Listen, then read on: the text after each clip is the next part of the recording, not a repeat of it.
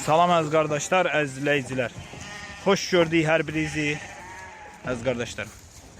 Buyurun baxın, bax belə 50 baş təmiz tatallar cinsi qoçun almış toğullar satılır. Maşallah olsun, heyvanlar da bir bağır heyvandı gördüyünüz kimi. Super heyvanlardır. Görürsünüz nə boydadır, maşallah olsun. Qoyundan seçirin. Bir qapının heyvanı.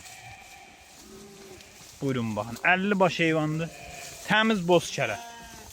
Ay maşallah, bunlara baxın. Durna kimi heyvanlar.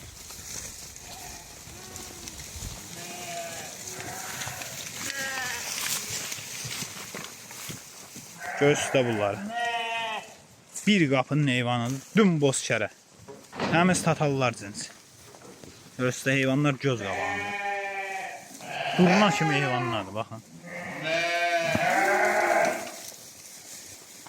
Kim almaq istəyirsə əlaqə saxlaya bilər. Ünvan Beyləqan rayonu. Göstər bunlar, bax. Ay maşallah. Heyvanlar belə gedir, bax. Durna de, durna.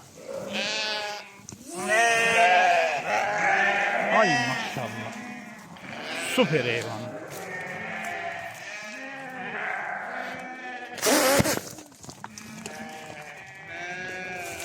Görsünlər də.